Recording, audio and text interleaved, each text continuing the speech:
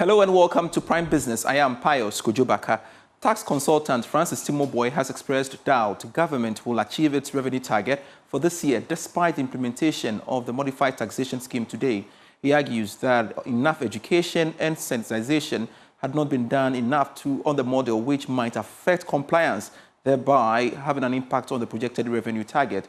However, believes the the purpose of the simplified taxation scheme will begin to manifest in 2026. Spoke to Joy Business. I doubt because, one, I haven't seen too much education, and looking at the time we are starting. Remember, the budget was passed in March, and the minister indicated that they're going to roll it out. So we are starting a bit late, and the targets may not be realized. Amidst the education that we have not done, for me, I think that we need to be more aggressive, and we may have to call on the Ministry of Finance to give more money and budget allocation to the GRA to do this education. If we do it, trust me, the future looks bright, because you can have about 80% of your population or economy driven by informal sector, yet they don't contribute the fair share of their income tax. And here we are talking about income tax. We are not talking about consumption tax. So if we're able to lay the foundation, in future we'll be able to reap the benefits. It's a great potential, but for 10 years we haven't been able to roll it out. And for me, it's good that we are starting now. Economist Dr. Edu Owusu-Sarkodie is optimistic Ghana is likely to reach a debt restructuring deal with Chinese commercial creditors by the end of the year. Speaking to Joy Business, he noted that government must continue fiscal consolidation measures and avoid wasteful expenditure in order to continue the good trajectory and fast-track its deal with the creditors. By the end of the year, I think we are about 6 months away. It's possible. It's possible, given the fact that the journey so far for the DDEP, and then the Eurobond, and the Paris Club. Yeah, so we are looking to this 100%. We may be more than good to get a good deal for us. So it also all depends on how we conduct ourselves. If you are looking for debt restructuring, and this is commercial, but difficult to conclude. So if you want to be from somebody, conduct work. So I like to say 2025 budget on, basically about consolidation, keeping things tight. There should not be any waste, because then not see us as a serious country. So I want to commend and advocate that we should still continue to stay committed to whatever the budget. I'm sure if they serious, they will be able to also meet us halfway and give us this due by the close of the year. The Securities and Exchange Commission has warned the public against some unlicensed investment products advertised on various social media platforms. A statement issued by SEC warned the general public to be vigilant and also desist from investing in unlicensed products. And I'd like to share with you a statement of that issue with regards to the unlicensed online, All right, so there you go with the statement as you have it on your screens. The Securities and Exchange Commission, the statutory body set up by the Securities Industry Act 2016, Act 929, as amended by the Securities Industry Amendment 2021, Act 1062, with the object of regulating and promoting the growth and development of an efficient, fair and transparent securities market in which investors and the integrity of the market are protected. So it gives you a better appreciation of the mandate of the Securities and Exchange Commission. But there you go with a statement again on the subject matter.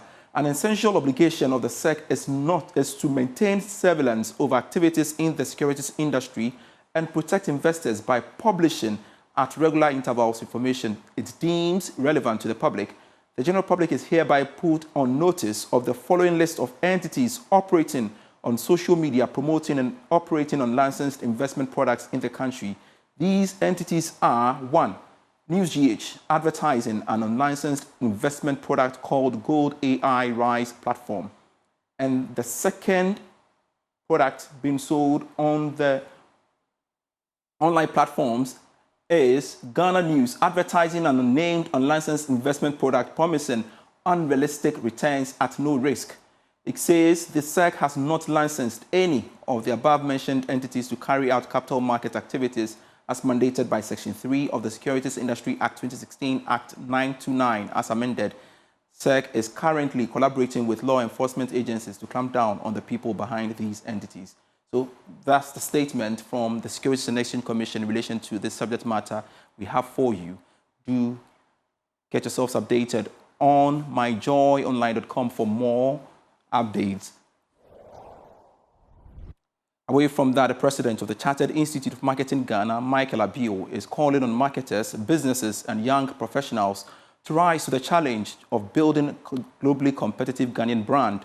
At the launch of the 36th CIMG Annual National Marketing Performance Awards, Mr. Abio emphasized that ethical leadership and professional excellence are key to driving national development through marketing. More in this report.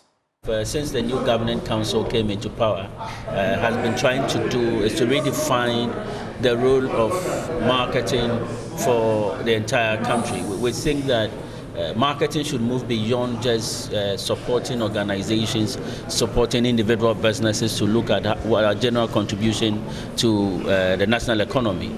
And through that, we've had various conversations. If you realize, when we were inaugurated, we were commissioned by the Minister, Honorable Minister for Education, to take over and run the whole Brand Ghana agenda. Just a month ago, we were with the Chief of Staff of the country, and he also indicated his willingness to support CIMG to make a call and then to lead the charge of creating one Brand Ghana agenda. And the whole idea is this: we need one institution that can be able to transcend various administration, that would bring up a level of professionalism and be the hub where we can put all professional bodies, all businesses and all government agencies together to forward the agenda for the country. So generally, one of the things we want to do is really to take the center stage. You see, it comes out through communication. Ghanaians must know and understand the role that marketing plays. Africa World Airlines has officially launched its new flight route between Accra and Ouagadougou, marking the airline's entry into the Sahel region. Now, speaking at the launch ceremony, founder of AWA and the Agbogbo of the Asogli State, Togbe Afede XIV, reaffirmed the airline's commitment of advancing the goals of the African Continental Free Trade Area. More in this report. Africa World Airlines has officially launched a new direct route from Accra to Ouagadougou, becoming one of the few commercial carriers connecting Ghana and Burkina Faso. The inaugural flight, marked by a brief but symbolic ceremony in Accra, signals AWA's strategic intent to deepen intra-African connectivity and support the goals of the Africa Continental Free Trade Area. Founder of the African World Airlines and Agbogbo Togbe Afede XIV emphasized the airline's commitment to delivering reliable service and excellent customer experience. Reasonably well over the years that we've been in operation, our safety record is great, our reliability is great, and that's the kind of tradition we expect to continue. That service we want to offer our friends from Burkina Faso. Hopefully, through them, we'll link all of the Sahel to the rest of Africa to fulfill the president's vision of bringing back into the fold Mali, Burkina Faso, and Niger, and something that our friend Colonel is very, very passionate about. We expect to maintain our reliability and our safety. While acknowledging public concerns about rising airfares, Togbe Afede assured passengers that the airline remains focused on delivering value while maintaining the highest safety standards. With the recent strength of the city, many people expect our price to go down. Yes, they will go down, but such a difficult, complex to understand.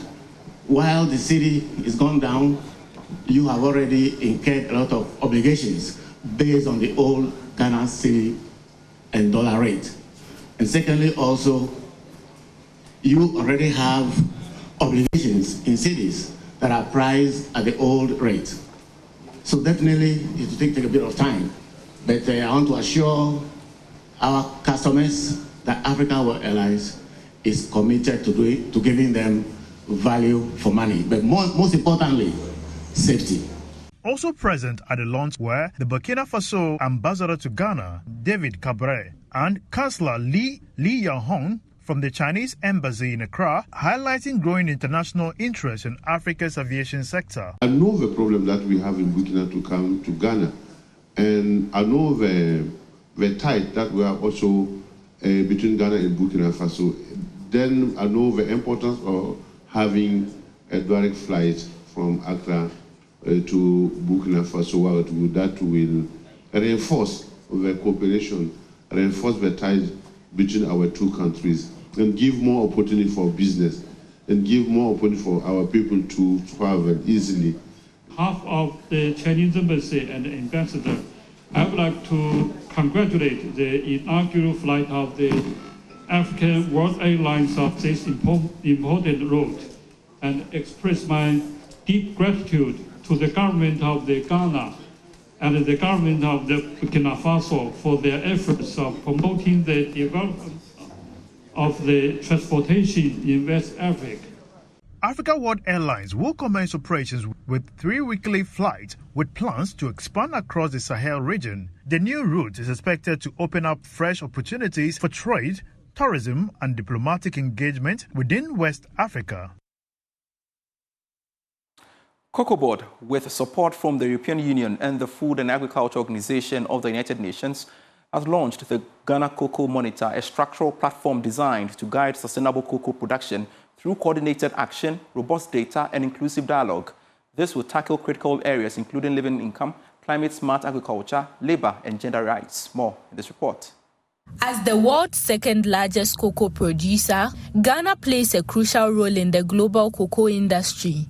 However, the sector faces some challenges. To address these, the Ghana Cocoa Monitor will serve as a platform for cooperation, dialogue, and collective decision-making to bridge institutional gaps, align policies, and coordinate the implementation of sustainable cocoa initiatives nationwide. Speaking at the launch, Acting Director of Research, Monitoring and Evaluation at the Ghana Cocoa Board, Dr. Isaac Menu, said the Ghana Cocoa Monitor will help resolve some pertinent issues facing the sector and improve production. And we expect the Ghana Cocoa Monitor to be a platform to share experiences, knowledge, address common interests and issues that affect the cocoa industry. We expect the involvement of all stakeholders, private organizations, civil societies, NGOs, multinational organizations, and everybody to participate actively in the running of the Ghana Cocoa Monitor. Cocoa Board is a friend to the private sector, and we want to champion that through the use of the Ghana Cocoa Monitor. EU Ambassador to Ghana, Aichad Razali, said this will help seal the loopholes in the sector. Our ambition, which was to support Cocoa Board and the Ghanaian institutions, is to create this space, this platform, to gather everyone to contribute to this conversation and to address the existing challenges on the cocoa sector. We all know what are the challenges. Challenges are the income of the farmers, the sustainability, the consequences of galamsey, the diseases which are affecting the cocoa farm, sometimes the child labor. And as I said, traceability will be key in Ghana, and I would like to mention in Côte d'Ivoire as well. FAO country representative in Ghana, Priya Gujadur, indicated that the platform will help improve economic and social outcomes of the cocoa value chain. Over the years, Ghana has taken significant steps to improve the environmental, economic, and social effects of its cocoa value chain. Yet challenges remain. Deforestation, child labor, climate vulnerability, and the need for improved farmer incomes are persistent and complex. While many actors, including government, private industry, and development partners have been actively engaged, the lack of coordination has too often led to duplication, inefficiencies, and missed opportunities. The launch of the Ghana Cocoa Monitor marks a significant step towards ensuring the sustainability and resilience of the Ghana cocoa sector. WeCom Agri-Media and Consultancy has introduced Inspired by WeCom, sponsored by New Age Agri Solutions Limited, to transform agricultural learning in Ghana by offering hands-on experiences and strategic capacity building for the youth, professionals and financial institutions with the goal of strengthening agribusiness financing and boosting sector productivity. Here's a report. The Inspire initiative, sponsored by New Age Agri Solutions, aims to bridge the long-standing gap between commercial banks and agricultural value chain actors by fostering a better understanding of the sector's unique dynamics through capacity building and strategic engagement. Inspire seeks to enhance the ability of financial institutions to lend effectively and confidently to agribusinesses and smallholder farmers. Speaking at the session, Business Development Manager of New Age Agri Solutions, Asabre Ohene Bidiako, emphasized the transformative potential of the collaboration. So, as an agri company, of course, one of the pillars that we rely on to ensure our growth is the bank. They more or less finance the whole projects that we do. But of course, if the person who is supposed to understand what you do is always sitting in the comfort of his office behind his laptop, they may not necessarily appreciate what is really going on. So GESA DBG decided to bring them to our site to take them through what the process is like. So what we've been doing today is that we have gone through the process that we go through to ensure that rice is processed. So right from when paddy is received, it goes through the process and the rice is milled. We also took the opportunity to take them to some of our production fields. They had the experience, and we also went to our fish production site. The agricultural sector, which employs a significant portion of Ghana's population and contributes meaningfully to the country's GDP, is facing major challenges, including access to good roads. Chief Executive of Millennium Development Authority, Alex Mode, who taught the milling facility of AVV Foods, pledged government's commitment to addressing the problems facing the sector. As you know, there's rice deficiency in the country, and we import majority of our rice. But if we promote local rice, if we encourage the farmers to farm local rice by making sure that we can de-risk the cost of doing farming in this country, then we will get the commercial banks to maybe invest in working capital for these farmers. So for New Age, for example, one of the most important things for us in the Inspire presentation is how do we get more paddy for them to mill in this area. Once we can ensure that we grow the farmers, we upskill the farmers, we give them capacity, so that they can produce more rice. There has to be an off-taker like New Age to be able to mill their rice for them. So one of government's things, like I said, is to do infrastructure, which includes roads. As you can see, the road leading here, there are streams here, it's waterlogged here. And one of the things that we will work with the Ministry of Roads and Highways is to see how we can help our companies like New Age develop their roads so that all the farmers here will benefit from the roads. The Inspire initiative is expected to empower banks to tailor their products to the specific needs of the sector, enabling farmers and agribusinesses access needed capital for expansion. Away from that, this year's Digital Innovation Awards recognized Minister for Communication, Digital Innovation and Technology, Sam George, as Digital Leader of the Year after embarking on massive positive disruptions in Ghana's data bundle value. More digital innovators were also recognized for their contributions to the growth of the digital economy across the continent. Here's a report. After more than a decade of celebrating Ghana's digital excellence, the award scheme has rebranded and expanded its scope across the continent. Now known as the Digital Innovation Awards, the 14th edition witnessed new additions to the award scheme. Chief Executive of Instant Wave, organizers of the scheme, believes that expanding the scope was necessary to cover the growing trend in the digital sector. The ecosystem, recognizing the men, women, and organizations propelling the sector forward. Fast forward 14 years, and that mission has not only been fulfilled, but expanded beyond borders. Tonight, we officially mark the rebranding to Digital Innovation Award, a Pan-African platform that transcends national lines and acknowledges excellence from Ghana, Kenya, Nigeria to South Africa and beyond. Over the years, DIA has become the Oscars of ICT sector, providing the much-needed recognition, exposure, and inspiration that leaders and innovators deserve.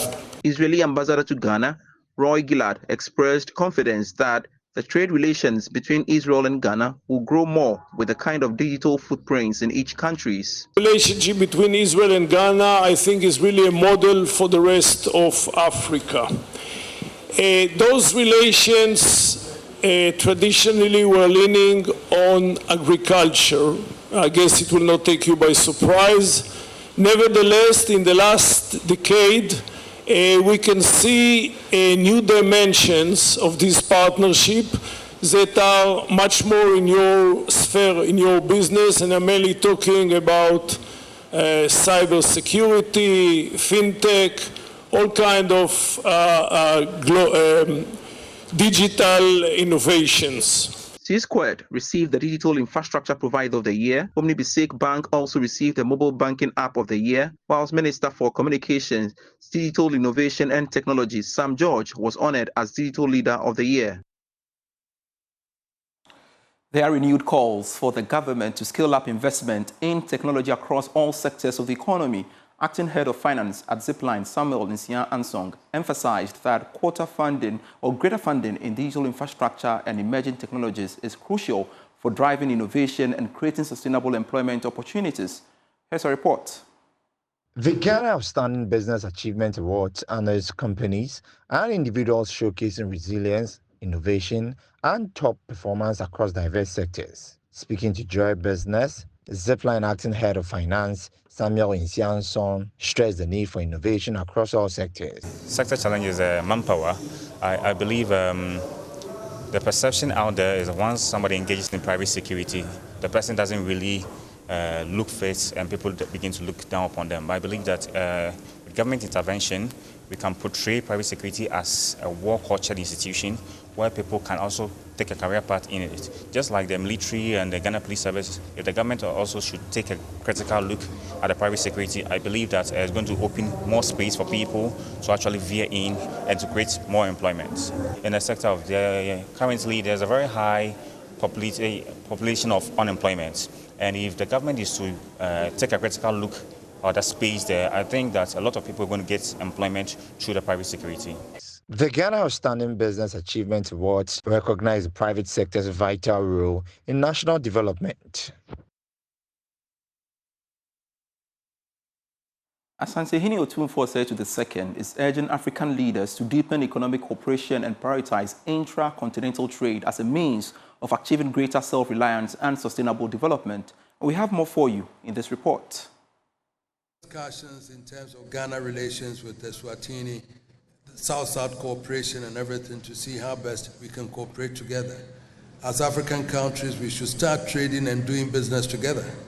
Our economies are in our hands, and therefore if we don't do that, and we still rely, especially in this situation of the world where we cannot predict where we are going, America first and then everyone first. It should be Africa first also.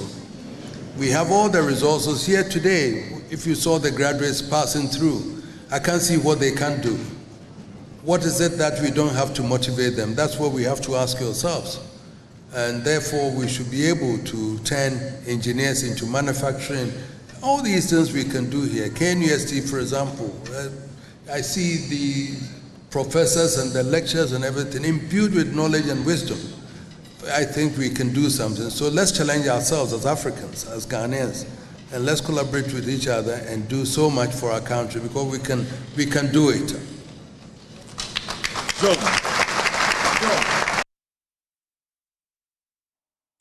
Otumfuo said to the second was speaking at the climax of the 58th special graduation of the KNUST. And that's our package by way of Prime Business. I am Pius Kojo Baka. I leave you with commodities update for today.